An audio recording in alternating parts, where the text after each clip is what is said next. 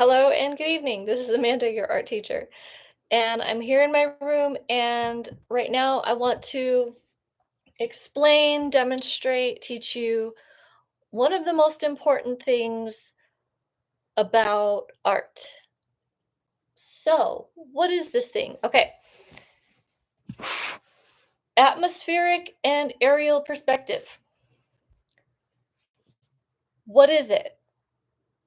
In a nutshell, it's when things in the distance are lighter and less textured than when they're closer to you.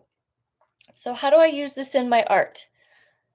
I use it in 2 dimensions and I use it in 3 dimensions.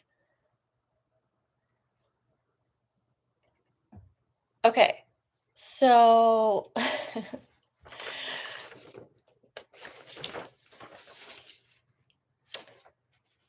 ancient Chinese landscape painting is a great example of this. And I'll show you using one of my own examples. Okay. Things that are in the distance, such as these mountains and these mountains, are going to be lighter in value, which is the lightness or darkness of a color. They're going to be lighter than things that are in the foreground. Things that are in the foreground are going to be darker, not necessarily black. But so in these examples of Chinese landscape painting with ink, there's no actual texture. So there's only texture when you get up front to the closest things. And this is implied texture. What's in the background is going to be lighter. And I think these are like the best examples I could find to show this. So in my own art, you can see that I have the mountains in the back are lighter and that you can't see any texture. But when you get to the mountain that is closer, you can see like in the painting, you can see there's more texture and stuff shown than, and then when I get to finish this one, there's going to be like what I paint in the front is going to be thicker than working backwards. It's going to be thinner. So, what I use is when I use to create actual texture in 3 dimensions, it's actual texture, not implied. So, what is impasto? Impasto is the technique of applying paint thickly so that it stands out from the surface.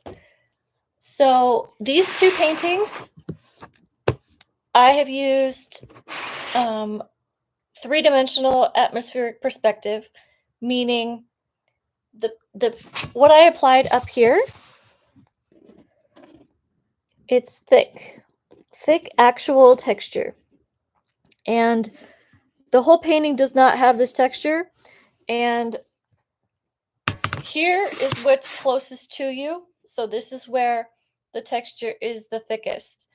Working backwards, like here, here, here, basically the white crashing waves, it has texture, but I made sure to not make the texture here as thick as the texture here, because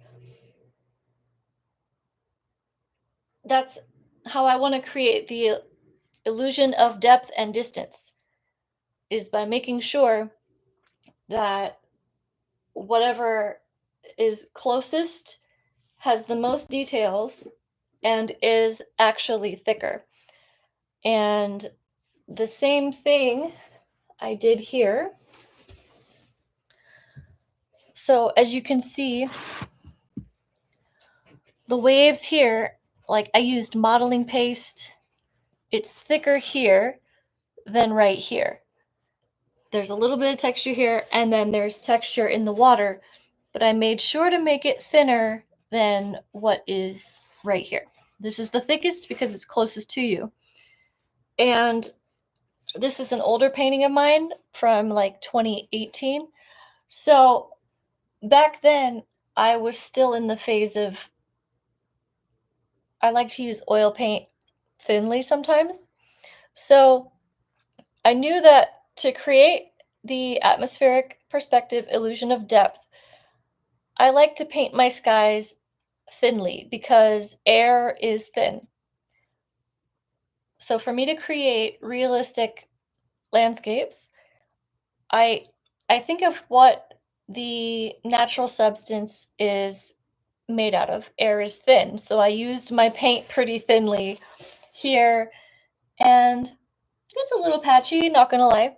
My clouds, it's very thin paint because clouds are soft and fluffy. And then I think about recreating with the water, so I use a gloss medium to show, that it's like water, like it's wet. And then, yeah, so to create the effect of the sea foam, I used modeling paste, and it's thicker. So I wanted to give you the feeling that it's coming towards you. And a book that you can read that will be very beneficial for you is Impasto by David. What's his name? David Lyle Millard. And he uses a lot of texture in his paintings. And he definitely understands how to make objects come forward. And so I think I think I did this. It's a short video, but there's a lot of information packed into a small video. So I'm going to recap what we have learned. So, in two-dimensional atmospheric perspective, how do you create the illusion of distance in two-dimensional art? You would make more texture and darker colors be in the front. You would have lighter values in the back and darker values in the front. And these Chinese landscapes perfectly demonstrate that. As you see, there's the lighter colors in the background and the darker in the front. Then, to create three-dimensional atmospheric perspective, if that's something you're interested in, you would have texture closest to you receding away from you to give the feeling of reality and depth and perception. And, oh, hey, Edwin Love. So that is it for this video. I hope you found it useful. And simple concept, but can really help you with every piece you create. Thank you. Have a good night. Bye.